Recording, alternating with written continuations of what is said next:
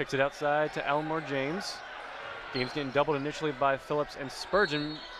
And James puts up a shot that won't go, but he is fouled.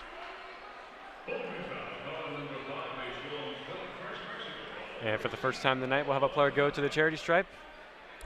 Elmore James for the Bobcats. And it's going to be Deshaun Phillip who got assigned with that foul for BG.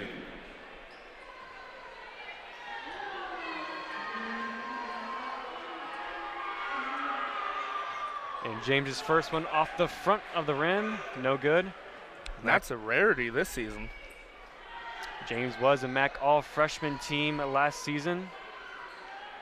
He was the all-Ohio first team at Brush High School. And here's his second attempt, nothing but net. And James restores a 2-point lead for the Bobcats, 6-4 with 18:28 left. And if you notice, Trey Thomas bringing up the ball once again for the Falcons instead of Marcus Hill. Thomas was called the floor general by Todd Simon. He's the guy he trusts to make plays. And Marcus Hill, nice little move inside, not be able to get that one to go. And it will be a foul call. We'll see who that was. It was 3 Bobcat defenders underneath the basket. I think they're calling it on Hunter, I believe, based on the referee's hands. No, they're going to assign it to Clayton, A.J. Clayton. So Clayton will pick up his first foul.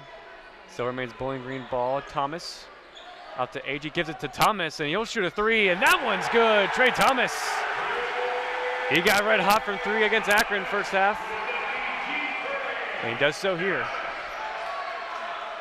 Hunter out to Clayton. James a wide open 3 in the corner, and James knocks it down. Back the other way, Marcus Hill for the Falcons. Hill, defended by Hunter, kicks it out, wide open 3 for Phillip. That one's good! It's raining 3s early in the Stro.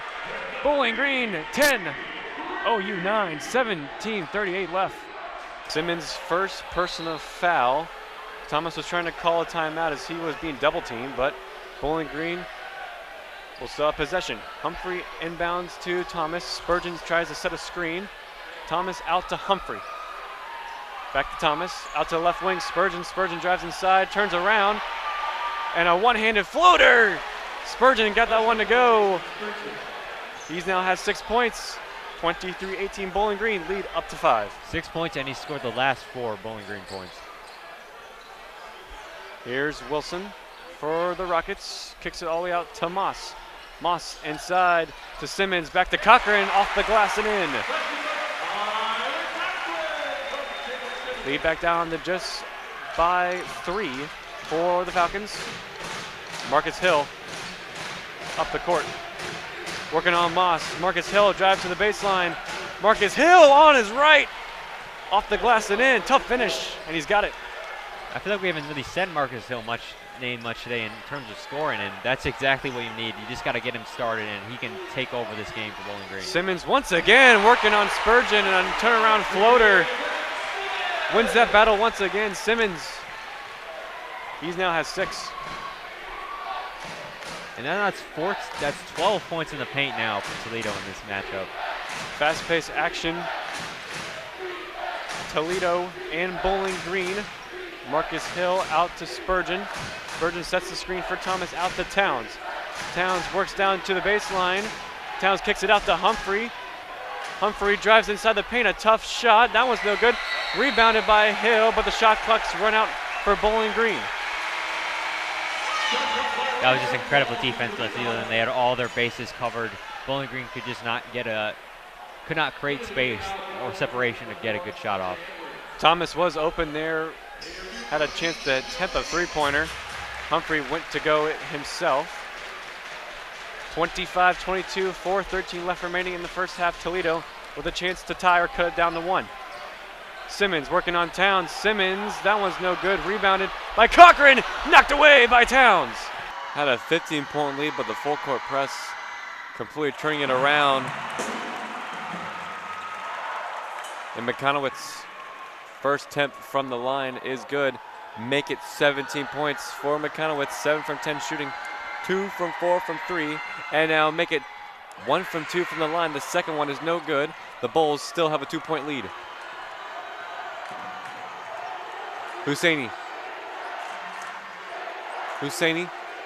to Lewis Williams. Lewis Williams to the left. Back to top of the key. Husseini out to the right. Watson. Hogden. Right wing. Hogden now drives inside. Now top of the key once again. Lewis Williams. Lewis Williams drives to her light. Kicks it out to Ogden on the left wing. Hattie Ogden 3. No good. Toledo comes back the other way. They have a chance to tie or to take the lead for the first time this game. Still 5.5 to play. Long time to go, but Toledo would love to get ahead for the first time. Quenisha Lockett drives. We are tied, 55 apiece. 5:25 left to go. Quenisha Lockett fueling the Rockets for a comeback. Tara Dyson was one of the spring transfers for the Falcons this past year. Came over from Notre Dame College in Division II. Has started most games for the Falcons, but he's gotten a lot of minutes regardless. And he's been one heck of a player for this Falcons team so far in that right wing back, right mid spot. And he'll be the one on this corner. An out swinger for the Falcons. Shook got his head on it. Ooh. And Silva was there to redirect that one on goal. Good save by Cruz. That was the best look for the Falcons so far this game. We'll see what team can break the deadlock first. As Silva, long ball over the top to find Terry. Nice flick on. Able to find Shope in the box, and Shope's shot is in the hands of Cruz. Good opportunity once again from Eli Shope and the Falcons. So who's off the bench that we want to see in the second half to make kind of a difference? We've seen there's a giveaway here in the middle. And Felipe Corral, if he can control this one, is going to be on this one. Corral takes a touch back. Blasting game, couldn't get there. Save from Graves. Corral still has it. And it's headed away as BG avoided disaster there. So find Rodriguez top of the box. And Rodriguez, good save from Graves again. There's Dyson. Nice switch to find Hernandez. With 2 minutes left. Here's Hernandez. Cutting inside again. Able to find Terry. Terry clips it in, headed away from Gordon. It's going to find Dyson. Out to Blasting game. Back to Dyson. Dyson a good ball. And cleared. 2 minutes left. We were so close, Lucas, to another Hernandez. A good ball from Silva! Down the post! They score! It's Nathan Masters! Yeah, just 4 days ago, NIU defeated Bowling Green in Illinois to get into the tournament this year. But there's been a long history. 4 years ago in 2019, Bowling Green defeated NIU 2-1 in the Mid-American Conference quarterfinals. Next year in 2020, Bowling Green defeated NIU 2-1 in overtime here at Cochran to get a place in the NCAA tournament and to win the Mid-American Conference. 2021, NIU, who were ranked that year, defeated Bowling Green 5-2. Last year, they didn't meet in the MAC, but like you said, Missouri Valley Conference, brand new tournament, brand new season for both these teams, brand new rosters, 14 new players for Bowling Green, including 10 freshmen, 4 transfer students for NIU, 12 new players in total. We got to go on. Just can't replace a Lexi Fleming.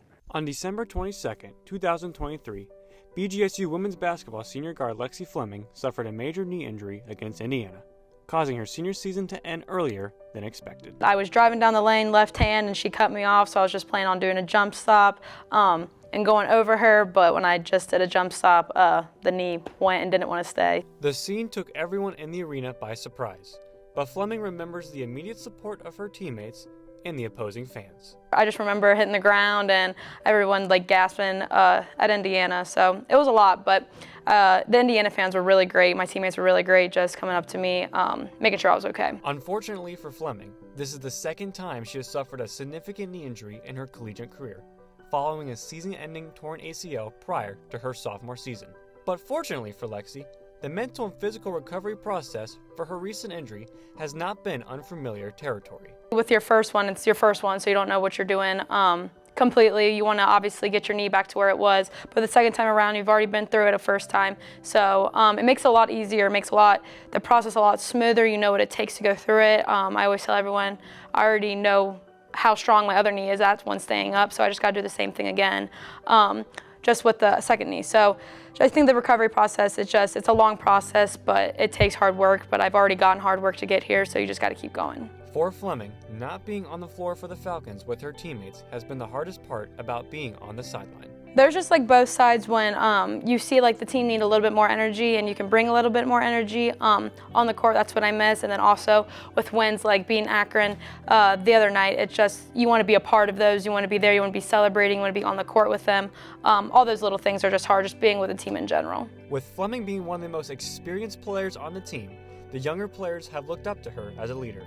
First-year head coach Fred Shamil has relied on Fleming's veteran presence to help guide the younger members of the team. She's a very experienced player. She's been through good times, bad times, and can kind of be the tour guide for those younger players and guide them through, the bumpiest of roads and even in the good moments, how to handle success. Though Fleming isn't able to compete on the court alongside her teammates, her contributions off the court have not gone unnoticed. Yeah, I mean, she is a coach. She's got great energy, first of all. I mean, always brings energy, has high expectations for her teammates.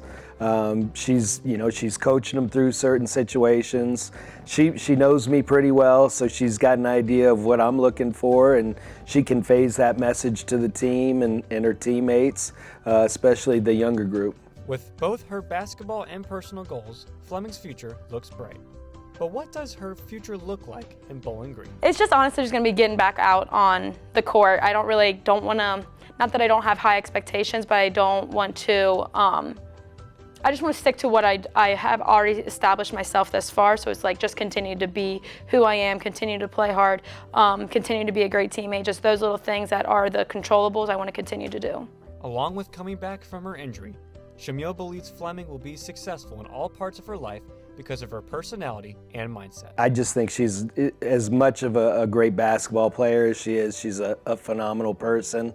And no matter what she does, no matter what path she takes, she'll be successful just because of who she is and how she approaches life. Lucas Kleimeyer, Falcon Media, Sports Network. BG24 Sports brought to you by Falcon Media Sports Network. Hello everyone, I'm Lucas Kleimeyer. Not often do you see athletes transfer from a junior college to the Division I level and have success. At least not right away. But for Marcus Hill, he has been a shining star all season for the BGSU men's basketball team. Falcon Media Sports Network's Chaz McNeil sat down with the junior guard to learn more about his journey. 5% of high school athletes go from playing high school basketball to college basketball. The amount that end up in Division I is even smaller, roughly 1%. Going from a junior college program to Division I is even more difficult to calculate. This is the exact path that junior guard Marcus Hill took to get from a JUCO to being a starter for Bowling Green State University. I was ready to leave, and do what I dreamed of doing my whole life, going D1. Hill began his career at Southern Union State Community College, located in Wadley, Alabama. He spent 2 years at Southern Union, starting every game in his second season and leading the NJCAA in scoring. Hill averaged 26 points per game that season. However, these big games mostly fell on deaf ears due to Southern Union's student body only being about 4,400 people. Southern Union was small, so we'd probably have just our girl team cheering for us and the other fans, just like it was bare minimum. These performances were noticed by someone, however. BGSU head coach Todd Simon, who was looking for a difference maker in his first year at BGSU. Yeah, Marcus is a tenacious competitor. That was number one. And we started recruiting him actually at my previous stop. And so we kind of followed his success. He was ultimately ended up leading NJCAA Division I in scoring, but a lot of that is due to his fierce competitive nature. You can find the full story on Hill at bgfalconmedia.com. In other news, as the Central Collegiate Hockey Association is winding down their season, let's take a look at the standings heading into this weekend. The number 1 spot is held by the St. Thomas Tommies. The number 2 spot goes to the Minnesota State Mavericks. Those teams faced each other this past weekend, each team winning 1 game apiece. Both teams still lead all other teams in the conference. The Lake Superior State Lakers occupy 3rd place with 3 teams biting at their heels, all 1 win away from tying or overtaking the Lakers. Only Bemidji State and Bowling Green have 8 games to play, meaning they have 2 extra opportunities to gain points in the CCHA. The number 7 Falcons will return home to take on the number 3 Lakers this Friday and Saturday at Slater Family Ice Arena. Puck drop for both those games is at 7 p.m. That's it for sports this week, presented by the Falcon Media Sports Network. Stay tuned for more after the break.